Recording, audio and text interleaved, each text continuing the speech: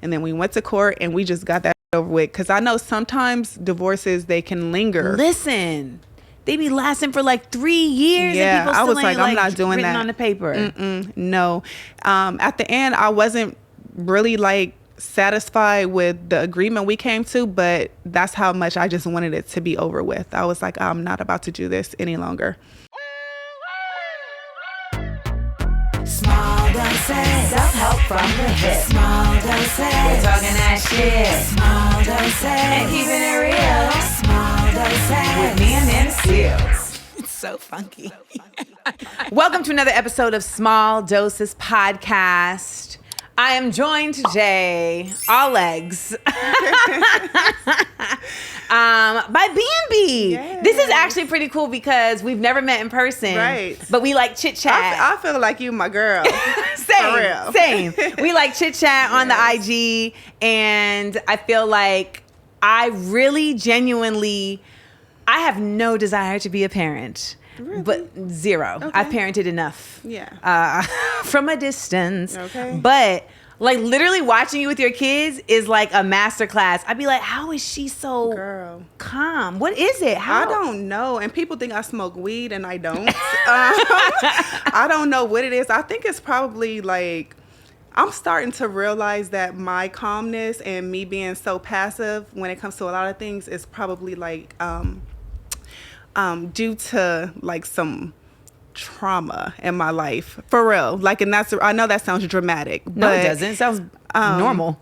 Yeah, because I just started to realize this year, like, people are like, you let stuff go like so much. And I think if I just keep going and don't have to deal with it, I just be like, whatever. Like, I don't get offended by much. And that's not a good thing. I was going to say, it's going to catch up. Yeah, baby. it's not a good thing. Well, how old are you? Let's not talk about that right here, because we've been having some issues with, I know you ain't really been watching all this stuff. I don't. But people have been like going, okay, my mother-in-law, right? Mm-hmm. I'm suing her for defamation of character because she just literally said 2 days ago that I used the fake ID when I went to jail and gave them the wrong age, and she's just making a big thing out of. So yeah, let's just, yeah. Okay. Yeah, I know that's a lot to. Can't we all get along? No, we cannot, ma'am. Okay. We are suing people. Yeah. Yeah. We're suing family. Yeah. That's and it's bad because, again, like, I pride myself on just being out the way, staying out the way. Mm-hmm. And with everything that's going on right now, they're making it impossible for me to stay out the way. Like, you know, I'm in a blog every other day because, you know. Well, I can't even imagine. I mean, going through a divorce in itself is very difficult. It's very painful. Mm-hmm. Like, I mean, I can only imagine also there's kids involved, but then when the public's involved, mm-hmm. it goes to another level. Absolutely, another level. And then just imagine, well, not really imagine, but literally trying to like get through a divorce with 3 small children on a day-to-day basis and make things as normal as possible mm-hmm. for them.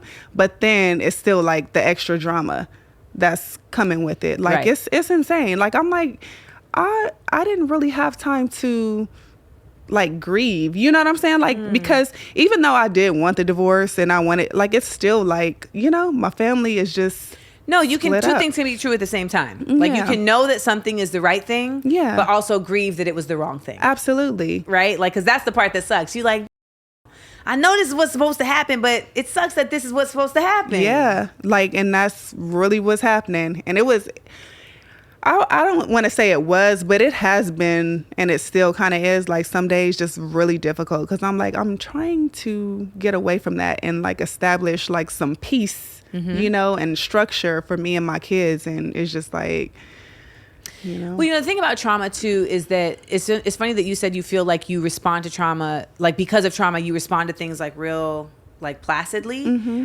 There's the opposite, right? Where a lot of people respond to trauma by chaos. Yep. Like they just need chaos. Yes. Because it makes them feel, it's like I have a working theory that I'm sure has already been proven, and there are probably actually like written studies about mm-hmm. this in journals, but I'm just talking in the small doses version of things. I have a theory that, like, the same way that we have like chemical, our body does chemical reactions to like drugs, and that's what then causes the addiction. We have those same chemical reactions with people, with situations, etc. And so our body is just like addicted to certain things, like it's just comfortable. And so it seeks out trying to like get to that, even though it's not the best thing for you. Oh, absolutely. And I strongly believe that outside of like certain drama and chaos, some people, they don't know who they are outside of that stuff. They just like, all right, well, it's too calm. Yeah. What we doing? What's going on? Who needs me? Like, it's so, scary, and it sucks. It really does, because I would love to just live a very peaceful life. Soft girl era? Absolutely. I say that, but at the same time, I'd be like trying to figure like and carrying stuff up the stairs. That's still soft girl? Well, no, soft girl, to me, soft girl era isn't like, I'm not going to assemble this couch, or whatever. But soft girl era to me is just not feeling like you have to buck up all the time. Like, I feel like there's a lot of me that for a long time just was like ready, right? And then you're like, this is tiring. Yeah, let me relax. I saw a meme the other day that said, success is a calm nervous system. That is the one right there. Seriously. And I was that is the one. I need to meditate on that. Yes, I love that, because that's really the goal. Yeah. You know what I'm saying? To be in a relaxed state and not waking up and looking around. What's going on? Okay, What's going on today? So tell me this. You said, you came to me, you said, I want to tell my story. Yeah. And I want to tell it in a sophisticated environment. Yes. Which, you see, I'm sophisticated. I put on lace for you. I see. I'm like, look at if my we're going to be sophisticated, I may have to serve tea. Period. So I would love for you to, start from the beginning. Like, what is the story that you feel like you want to tell and you want to be able to tell with me? So the thing is, I feel like I'm kind of like outgrowing the audience, like the consumers of the show that I'm on. So when things are happening on the show, they are following it in a different type of way. It's like they're confused about certain things. And, because I am going through a divorce, and I've been, what they've been showing on the show is like, people are just like, oh my gosh, she's so bitter. She's so miserable. And she's trying to drag her friends into this stuff with her. And I'm just like, where are y'all seeing that? Because for one, I filed for divorce last year in November, and our divorce was finalized in June. So before our show started to air, I had filed for divorce. I was trying to keep things very like quiet. I just wanted to get it over with. And then as soon as the show started, the woman that he like cheated on me with, I heard that he was like bringing her on the show. So at that point I was like, okay, well, we're going to have to talk about this now, because at first I wasn't planning on even addressing the fact that he cheated or who he cheated with. I was just going to leave it alone and keep it moving. So he brought the girl on the show, and then, he brought his baby mama on the show, and I just started being like attacked in the midst of like going through a divorce. So like all these women, including his mom, they just started coming out the woodworks, just like. Why do you feel like they just because I feel like that's been part of the narrative like this whole time, right? Like they be coming for Bambi. Yeah. But what is that about? Well, in your opinion? So about Scrap, like when I first met him, I admired the fact that he didn't hold grudges against people. He would tell me like some crazy things that people had done to him, and over the course of his life, and he would see these people and be cool with them and all this, and I'm like, wow, like I should be more like that. But over time I was just like, you just ain't got no boundaries, you know what I'm saying? So you let people do all this to you, and then you just, you know what I'm saying, you invite them back into your life. But especially when something is going on and he feels like he needs like a tribe. And that's what it was. Like he gathered his tribe of people who had in the past tried to tear him apart completely. These are women who said some of the craziest things about him, and he just, are teaming up with them now, which is crazy to me. Because it's no secret. People know, like they both accused him of being like abusive in like relationships. And now they're just like with him and like coming for me. And it's real confusing because I'm like, you are standing here next to these same women who have like accused you of some of the most heinous. Yes, and then he they're has standing daughters. next to him, even though they've accused him. And that's the thing about women to me too. I'm like, you've had all these women, you know, kind of like feeling for you, like when you were alleging these things, and just to turn around and spin the block, you know. You know, it's really crazy because it's also on television. So it's hard to know what's real, what's not. That's why when you were saying, like, you know, the fans are watching things happening, but they're happening like out of order, you know, and it's like folks can't discern. To me, that's a tricky part with reality TV. Absolutely. Folks can't discern which part of it is reality and which part is reality. Right. Right? Yeah. But then you're living both of it. So what do you feel like was the final straw that made you say, I'm gonna file for divorce? So the final straw was him cheating, and the person that it was with, it was like an ex, and he was on the Millennium Tour, and his ex was on the tour as well.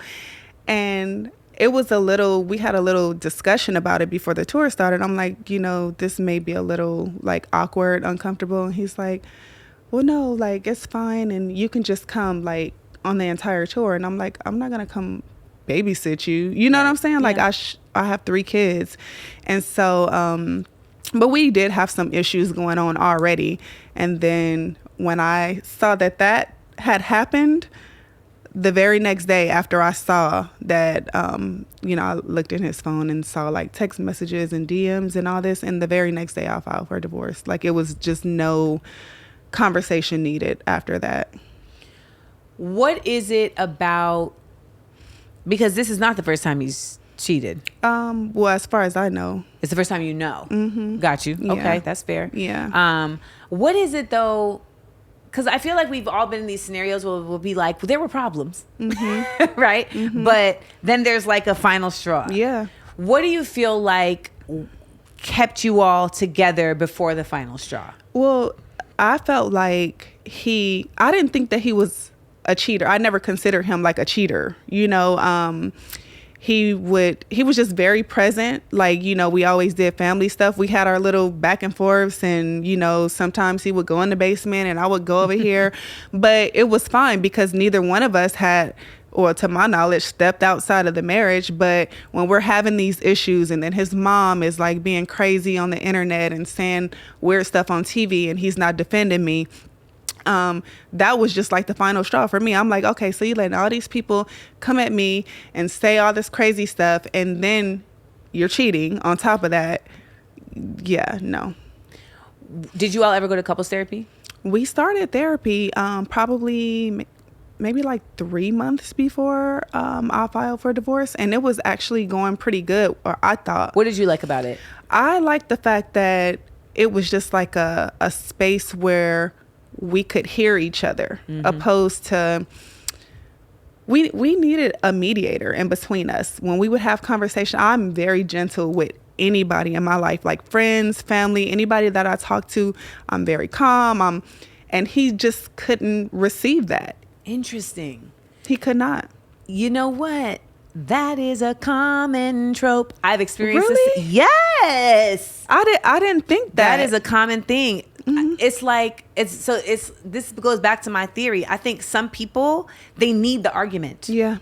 They need the argument. I don't know if it's the chaos or what, but there's like something that their body is like trying to get to. And even if you just stay calm and stay calm and stay calm, they're still like, no, we need to get to that. And then eventually, when it gets to that, and then I'm the crazy person. Every time. Every time. Look at you. Yeah. Look at you and your emotions. I'm like, this is when I want to call Deborah Cox so she could come in here and sing, how did we get here? You did that. Yes. You put it in the GPS and you drove me to crazy. Absolutely. Yeah. But I mean, for whatever reason, the women of the world will take all of this in, and I'm still the problem. No matter how you spin it. So many of us are conditioned, right, to default to protecting a man's ego.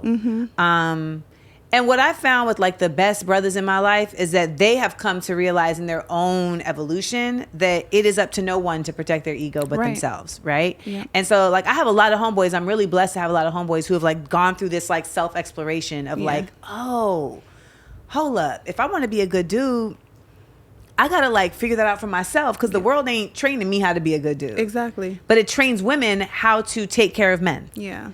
And so if you look like you're not doing that in some way, I feel like you really take the L. Yeah, you really do. And I feel like you take the L either way because our relationship was based on me just like coddling him. Like in the beginning, it was just overly like, I'll rub your feet, cook your food, rub your back, I didn't have any problem with none of that stuff. I never did. But then when I started having kids and kids you have to and take kids, care of the, you I have to take care of the kids and I have to take care of me, and I also have to work. Like there was never a time after I had any of my kids that I took time off from work.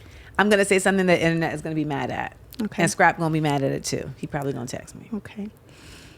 So he did not have his mother as a child. And so you were mothering him in the ways that his mother did not mother him. Yeah. And his mother is now present in the way that she is. But that developmental time, she wasn't present there. Right. And so many of us are mothering the men that we're with. Yeah. And then we realize at a certain point, either because we have children or because we decide we don't want to have children, that we don't want to mother in that way. Yeah. And then it feels like, how dare you? Yep. And that's why I took a lot of accountability for that because I did understand. I'm like, I did a lot. I feel you. A lot. And nobody asked me to. You know what I'm saying? Like, I know that. I did that. Okay. You know, and I just didn't have the capacity to do it any longer to that extent. You know what I'm saying? Like I still try, but it was just like whenever I got a moment, I wanted to just be like, oh, you know, just a moment, you know? And listen, like I've never tried to say that he was not like a great like dad, and we had some great times like together, like absolutely. By no means have I ever tried to bash him.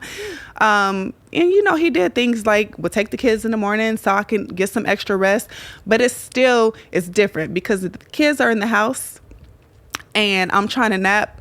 I'm like halfway napping because I'm like, what they doing? Am I gonna need to come down there? Is somebody finna come up here? So, he did some really nice things. He was trying, you know. But I think when we started filming, it was just like a lot of emotion on both ends because, you know, he didn't want the divorce. That was going to be my next question. Did he want the divorce? No, he didn't want the divorce. And I actually thought about trying to reconcile, but I know me. And I'm like, I'm not going to get over this. The trust. Yeah, I'm not going to get past that. I just knew that I wasn't. So I was like, I'm not even going to set him or me up for this because I'm not going to be going through your phone. I'm just not going to do that for the rest of my life. So what ultimately made you go through the phone? So I just had a feeling that something going through the phone that's a strong step. Oh yeah, for sure. And I mean, listen, we were married for 5 years, and out of those 5 years, that was my second time going through his phone. And so this time it was just I was just feeling some weird vibes with him being on this tour and the way that he was interacting with this girl from the first day of the tour to like the last few dates of the tour. I was like, this seems a little weird to me. And you know, we be knowing.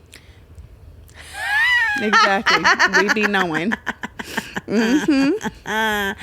That was cool how you did that right there. I didn't see it coming. Then it was like, bam! I was finna try to throw that willful ignorance in there somewhere. No, I hate this for you though. Yeah. No, it's cool though. I mean, it's not cool. The reason why I hate that, right? Yeah. Because it's like, I know so many sisters right now who are going through breakups and divorces, and it's all for very similar for the same reasons. Like, so even though there was infidelity, I feel like it's the root cause of the infidelity that ends up being the actual reason, right? And a lot of times the root cause is something as basic as just like insecurity.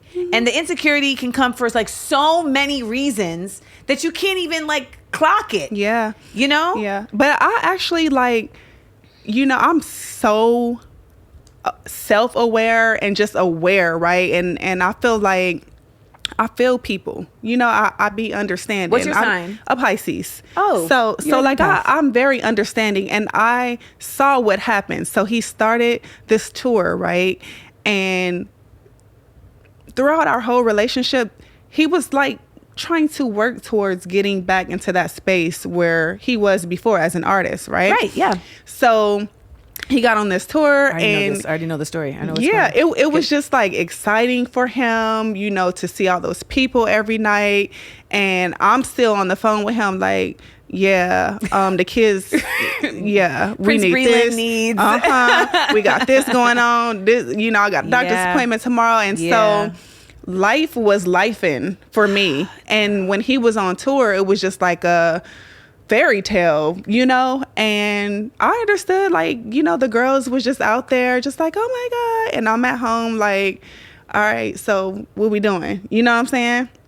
And he needs that though. He needs constant validation, and I know that, he cannot survive without somebody constantly saying, oh my God, you're so amazing, you look so good, you're doing so good. It's because he's yeah, he can't. It's the trauma. He will perish, honey. But he is. I mean, I don't even want to just call it for scrap, because that really is so many. Yeah. Because so many of our brothers just really, so many of us, right? We just didn't get the attentiveness that we needed at the like real like important time that we needed it, which is why when I watch you with your kids, I'm so intrigued, because your attentiveness is like, you're like a tree, just like, yes, I feel like the tree. They be climbing. I'm like, look at them. But you're still like giving each of them I'm seeing them see you in your face, right? And from the little that I know of child development, the first 3 years like are imperative in being able to have like a parent in your face all the time, like reading you, and you're reading the parent's face, and then just that nervous system that we talked about, like your child is. You're forming your nervous system related on touch and affection. So if you're not getting that, you feel that for the rest of your life unless you do like active work to challenge that. And I feel like when you're on stage and you're as a performer, when you're on stage, you getting that, it's like a hit. It's like a quick high. So it makes you feel like you got it, but you didn't really get it. And what ends up is you eventually crash. You eventually crash because you either crash in the way that he's crashing right now, and I don't even want to just say it about scrap, but like I know so many men will just blow up their life because they are trying to like get this feeling that's not really gonna hold on. Exactly. And or you crash and you hit rock bottom. You have a nervous breakdown because you realize that everything that is supporting the core of you is coming from outside of you. Yep. And when that happens, this is someone who went through this. Like you realize like, oh shit, like I'm standing on nothing. I've built a house on sand. And you got to build yourself up from the ground up. And that's a very difficult thing to do. And I know for men, it's especially difficult because the ego be in the way. Yeah. And, divorce feels like failure for a lot. Oh, it absolutely does. And more so for me because I really wanted him, like, I just wanted to see him become the best version of himself. And I felt like he was on that path. Like he was putting in so much work. He was doing so well. And then this moment came and, that happened. But I don't feel like it's too late for him. Obviously, I want him to be the best version of himself for our kids. Exactly. I want my kids to be able to look at their dad like, he's their hero. And, but yeah, it does make me feel bad though, because I know so much of his past and how he suffered and all that kind of stuff. But at the same time, it's like true. We have endless resources. You know what I'm saying? Yeah. So if we want to get our together, we can. The process of divorce, I think for a lot of people is a mystery. like we hear about it like, oh, so and so Yeah. filed for divorce, but then you kind of don't really know Oof. what happens after that. So Yeah. can you give us some Yeah. insight into what your experience has been? For sure. So when I first filed for divorce, that very first day I started a fast. And so this was like a few days after Thanksgiving. And I fasted through Christmas and New Year's. I just had to focus. I was like, I'm not about to be out here drinking. Fast. Do I need to do a fast? Yeah, you probably do. You should. Yeah. Carry on. So, I just kind of like A juice fast? What kind of fast? Well, it was like fruits and vegetables. I didn't do like meat or alcohol or like juice, or it was just like fruit, vegetables, water. I just got up to a size medium. I can't. Yeah, I don't even think I lost that much weight during that time, to be honest. I mean, I was like eating. You're the same fruit person and who stuff. popped out 3 kids and then still the Okay. exact same. Like, I'm just like, wait, no, feel I you. saw a baby. A baby was in there. Now it's out Yes, here. So what ma'am. happened? Yeah. So, but through that process, it was just like I had to stay focused. I had to limit my consumption of like social media. And I didn't want to see anything that he was doing that would like maybe trigger a reaction or me saying something online. So I just tried to, that was a part of my fast too. I was just like, I'm not going to Okay. be on Instagram or anything like that. But then it starts to get really real when you're dealing with like the divorce, and we try to do mediation to come to agreements, but And so the mediation is around coming to agreements around money and property and these types of Yes. things. So was there a prenup of any kind? we did not have a prenup. Was that a choice, or was it just like, I mean, did we- you discuss it, or was it just like, We didn't never even discuss it. We Right. just got married and that was just it. But the great thing was, I mean, we didn't really have to divide any like assets. Like anything that he had was his and anything I had was mine. We didn't have any property together or anything Okay. like that. So that part was easy. It just was about figuring out like the visitation for the kids and Yeah. if there was going to be any child support or anything like that. And when one or both parties are in their feelings about this whole situation, it makes it hard to come to any sort of agreement. And he was like living in the house, but he was coming and going as he wanted to, because legally I could not say you got to get out. If I would have told him he couldn't stay there anymore, he would not have been obligated to pay any of the bills anymore. And we were like splitting the bills. Okay. Everything was like 50-50. And How was that? I didn't have a problem with that, to be honest. But it was kind of tough for me to be able to, hold the same weight he was holding, like financially, with me being like the mom. And just having to work differently. Yeah. I have to do different type of work than he does for the True. most part, So I had some days where it was very stressful. But anyways, like during that time, he was just kind of like here. Sometimes he wasn't. He came whenever he wanted to. And this is the part where it got a little tricky, because on the show I talked about how he had been late paying his portion of the rent like a few times, and people took that as me dragging him or bashing him, but it was just a fact. And the owner of the place that we were living in, she's like, okay, well, we're going to terminate this lease because the payments are coming in late too many times. So I could have had a conversation with her and said, okay, he's not going to be here anymore. Let me Right. just go ahead and do this. But my mind was like, if he doesn't pay and I pay, I'm going to have to like serve him some type of paper to get him Okay. out the house. He got all his stuff. Like it Let's just just would have do a been clean- yeah. And so I was like, okay, we're just going to move, Okay. but I was upset. I'm not going to lie. Like all of my kids had been in that house since they were, Oh, yeah. and so it was a little sad. I'm just like you just, like It's a lot of like big change. yeah, huge changes. And I don't feel like he really realized how big of a adjustment. Yeah, I'm like, you made this mistake and now our whole entire life changes, So that was like the hardest part. But once I moved in to my new space with the kids and we established like some temporary visitation. Yeah. It made things easier. And then we went to court and we just got that over with. Because I know sometimes divorces, they can linger. Listen, they be lasting for like 3 years. Yeah, and people I still was like, ain't, I'm not doing written that on the paper. No. At the end, I wasn't really like satisfied with the agreement we came to, but that's how much I just wanted it to be over with. I was like, I'm not about to do this any longer.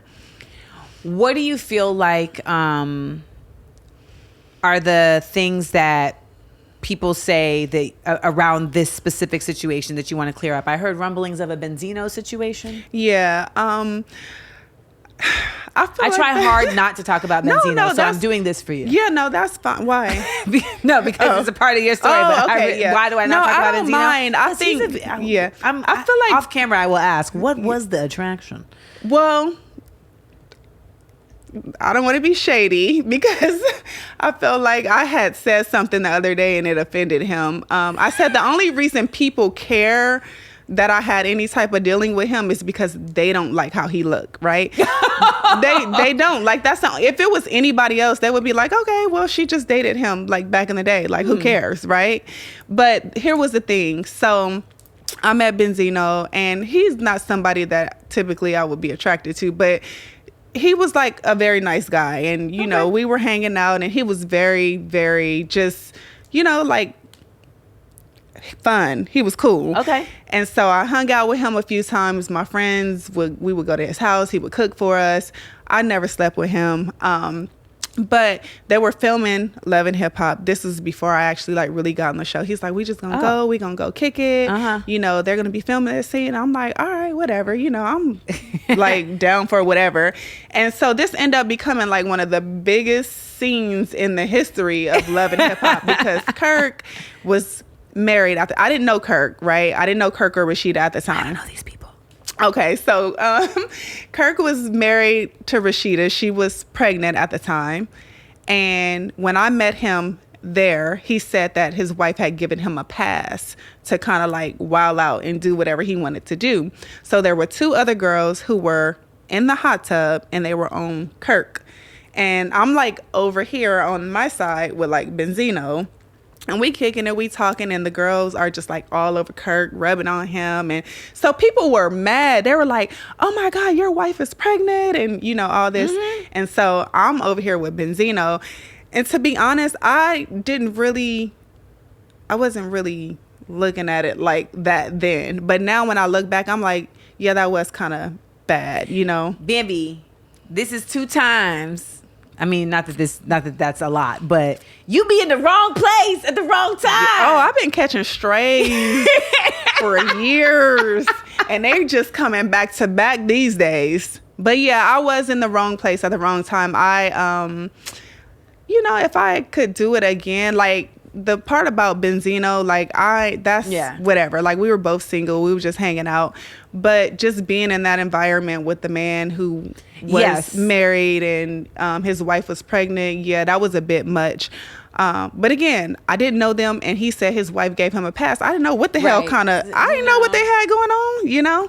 So there's a lot of agreements these days that folks have. And you like, if you like it, I love it. Yeah, it is what it is. So yeah, there's that. And so every time I'm on any kind of blog, or if I say anything, they be like, wasn't you in a hot tub with Benzino? And I'd be like, yeah. So what that got to do with anything? So what is a part of divorce that you didn't anticipate? The sharing of my children. I mean, obviously that's something that has to happen, but I didn't really think that part through that much. Like the fact that my kids are gonna have to go for days at a time. That was like really scary to me. But once I got over that thought, I was like, let's just do it. You know what I'm saying? I'm like, it's cool.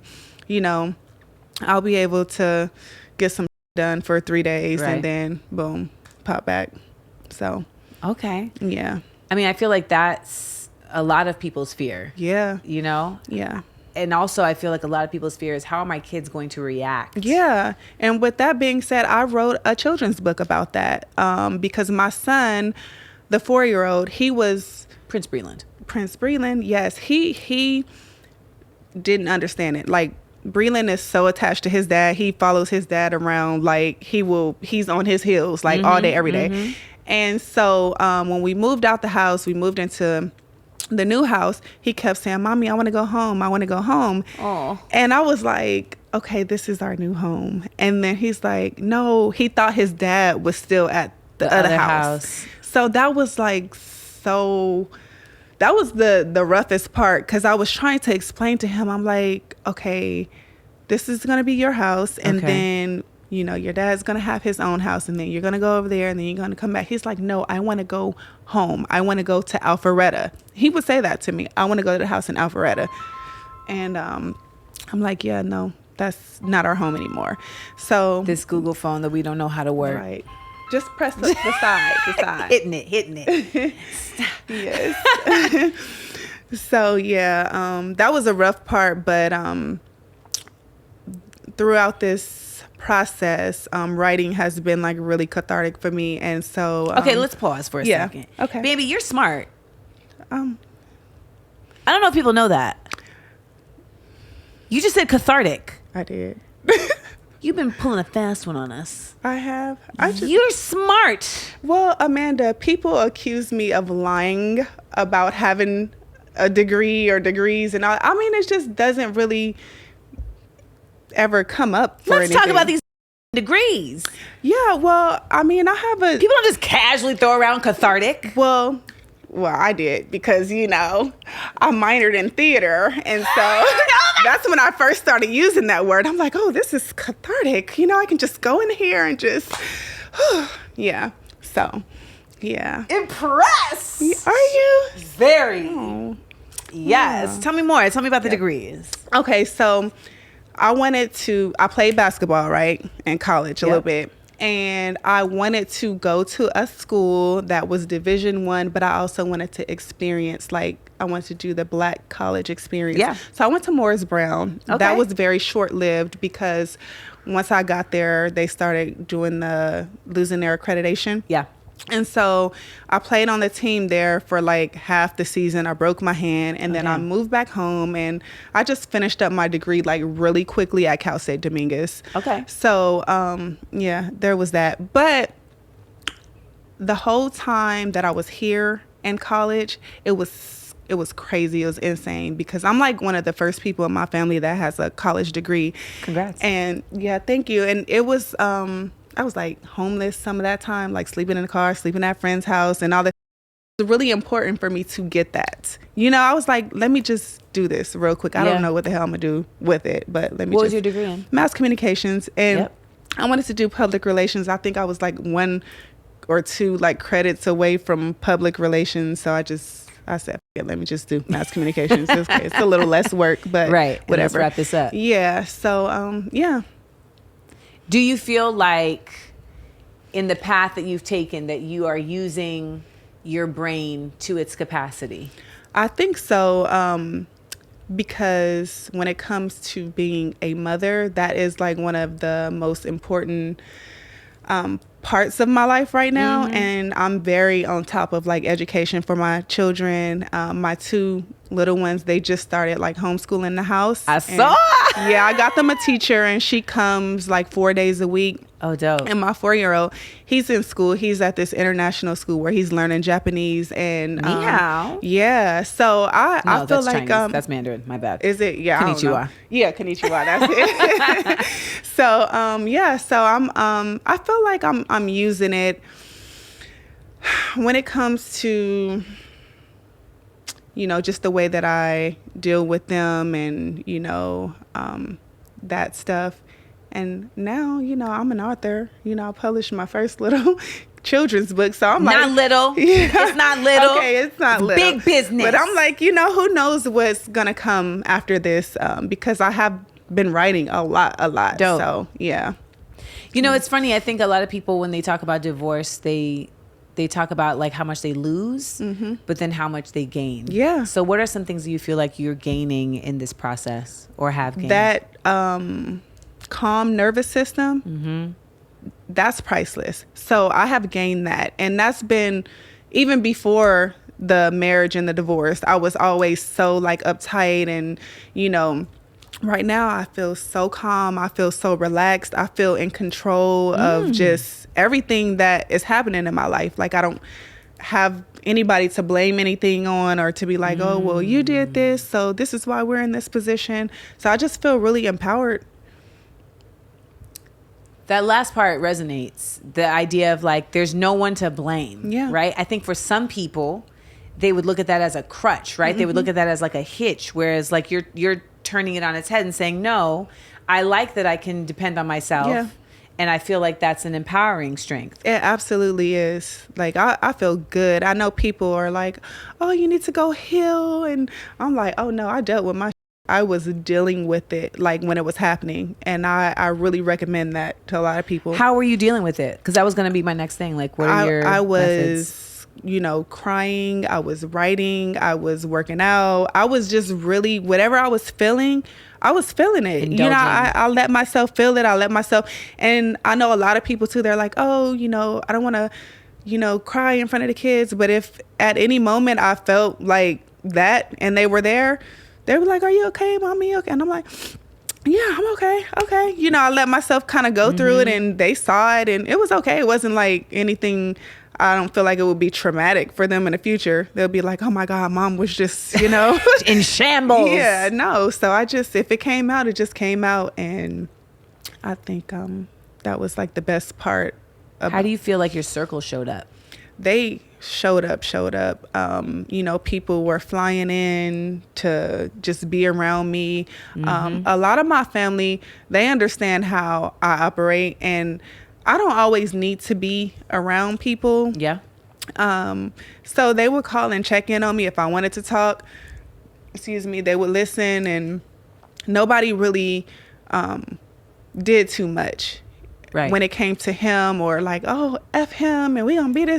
And you know, so they just kind of like played their position and stayed out the way. And that was really the support that I needed at the time, because his family was doing a lot. And I just told my family, I'm like, please, we are not doing this with them at all.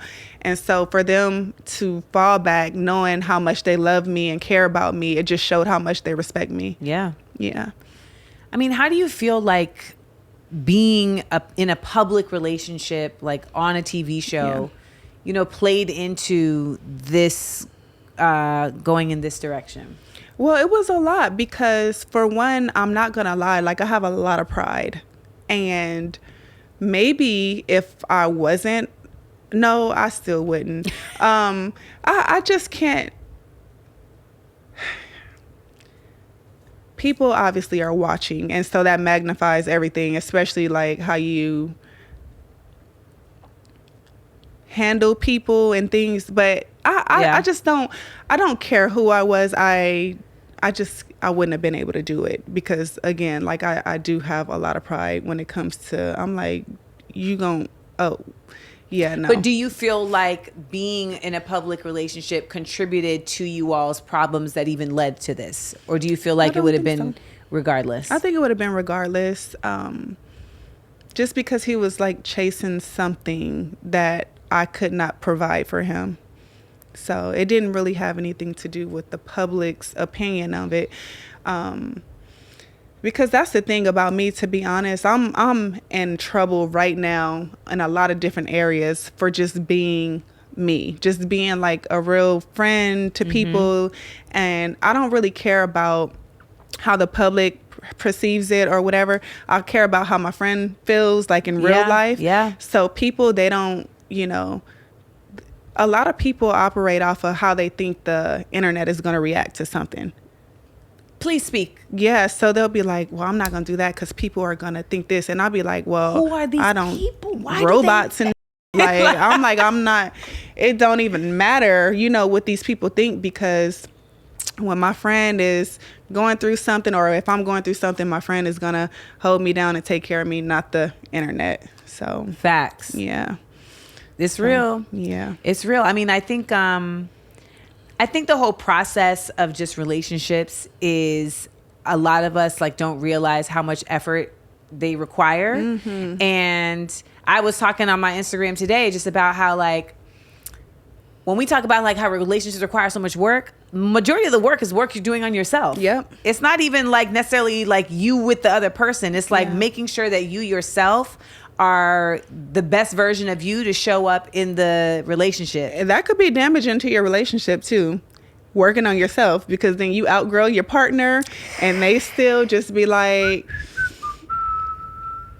well, I thought you was in therapy. And I'm like, I am. It's like they be like triggering you based on the fact that you are working on yourself. And mind you, when you're working on yourself, you're not doing that for the other person. Right. You're doing that for you, and it's an act of self-love. Yeah.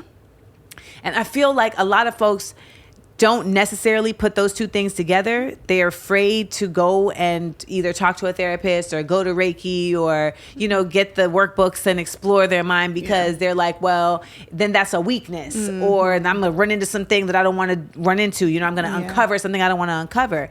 But it really is an act of self-love. It is. To pour into yourself and explore like, well, what really is going on in here, and uncover the gems, uncut gems, and really find like the stuff that's hidden, because so much of us is hidden beneath that people have put on us. Yep.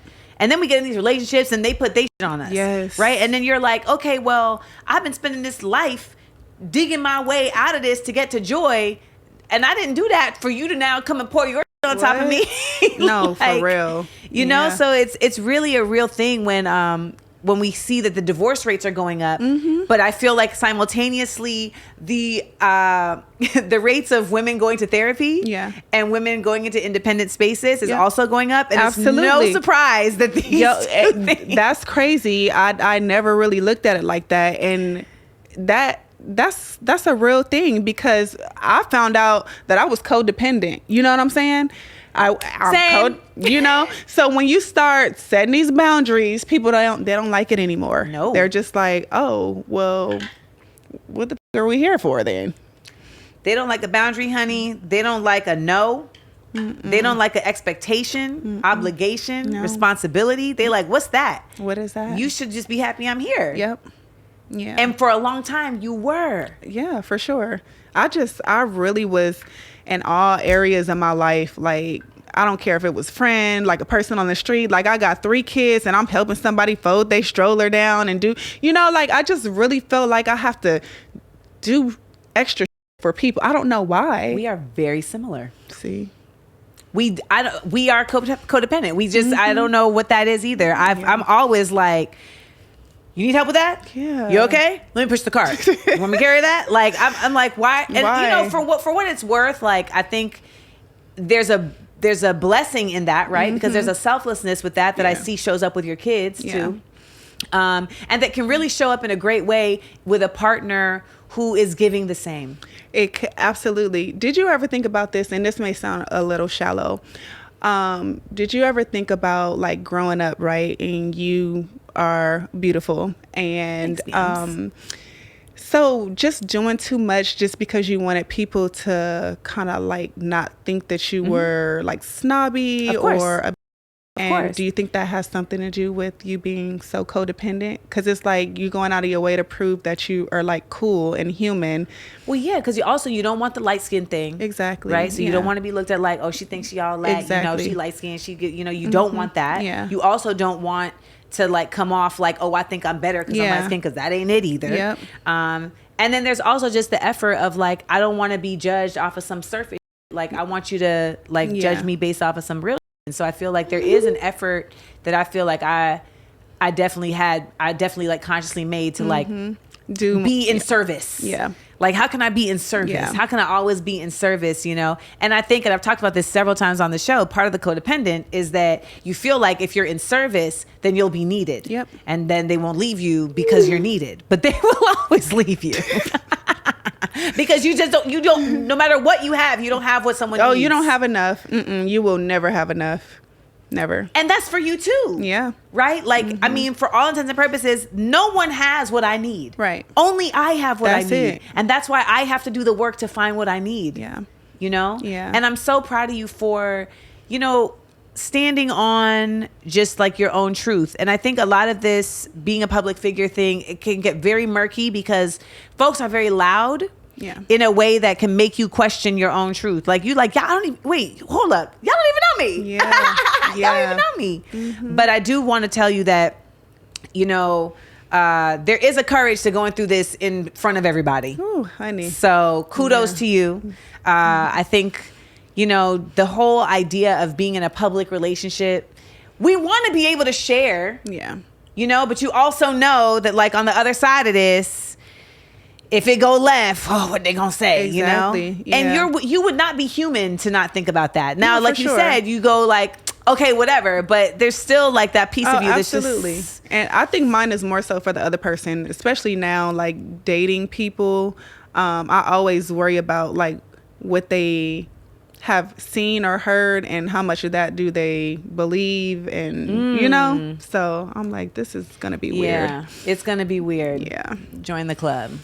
It is going to be weird, but what's not going to be weird is when we go to our Patreon only questions. Oh, You know, I know y'all got some questions for good old Bambi right here. Bam. And I might have a little surprise for you too. Oh, nice. Okay, I like surprises. So come on over to the Seal Squad. Come on over to the Amandaverse. We got some questions for Bam. You know, because everybody in his life at the time was the problem. Everyone was the problem. And I was like, well, if he just had someone who was not the problem, who didn't have those qualities, then he would be a better person. And that's like, you know, That's tough, Bam. yeah. Okay, someone asked, was there anything Scrap could have done to make you stop the divorce process? The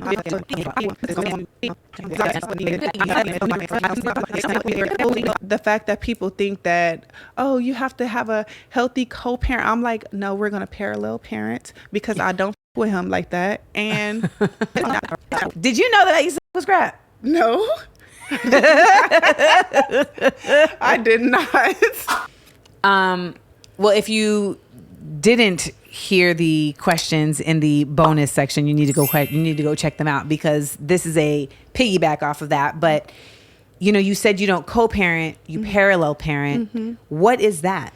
So for me, parallel parenting is just everything that we communicate about. It is very matter of fact, and it's about the kids, and that's it. Like, it's nothing outside of that. Like, I don't care How you doing? I don't, you know what I'm saying? I don't care who you dating, who you with, who you got the kids around. Like, it's not my concern unless I feel like my kids are like Affected. yeah. And so I don't care about none of that. Like, I don't care about anything. It's just the garage goes up, the kids go out. And if there's anything in between that I need to know about, then you can let me know and I'll do the same. But we're not doing birthday parties together. At least not right now. Like, I was going to say, I feel like this will, like, as they get older, they Yeah. are going to want y'all together in Yeah. certain spaces Yeah. because I they're going can to see their coexist. friends. Yeah. You know? I can coexist. I don't mind Y'all that. can go to but- recital. You just got to sit next to each other. Yeah, we don't gotta sit next to each other. But you know, I'm cool. But I'm not about to be like Fake. oh yeah, I'm cool with all my baby mamas. Like, nigga, no, I'm not the. No, we're not friends. You can go do what you do with the rest of them. But yeah, Well, you know what they say? They say that eventually the anger turns into compassion. yeah. And that's the way that we heal. I guess the number one question is, how are you doing? Well, I feel great. Like, I really truly think I'm doing good until I get on the internet and people say you need to go heal, and I'll be like, what? I thought I was. I mean, healing is a process. I feel Right. like that's the other thing. Everyone has to go through that process differently. Yeah. But I feel like when you talk about making concerted efforts to, you know, indulge in the feeling and not try and, you know, because Yeah. Black women, you know, we love to be strong through the feeling. How I know Oh, no. I'm not gonna cry. I'm gonna cry. I'm gonna cry, and I'm gonna cry a lot, and I'm gonna keep crying until I ain't got no more tears. And that's kind of where I'm at right now. Like, I feel great, you know? I feel really good, for real. Like, I can actually, like, be in another relationship if I wanted to. That's how, like, you know, We love that for you. yeah. We love that for you. And, I think the people that are listening and watching who have, been through a divorce or are contemplating a divorce or are going through a divorce, like they want to be where you are. Yeah. And I think when we share our stories and we talk about, the highs and the lows of these types of scenarios, it really does encourage people to know that they can find what's within them to get to the peaceful place that you're at. For that sure. calm nervous system. Yeah, for sure. And I do encourage people to stay and try to work it out and fight it out, especially if you have something to fight for. I just, in my situation, like it came to a point where I didn't have anything to fight for. So, but if you can still fight, if your partner is making efforts as well, I feel like fight. All we got is us. Thanks, Bam. Thank you.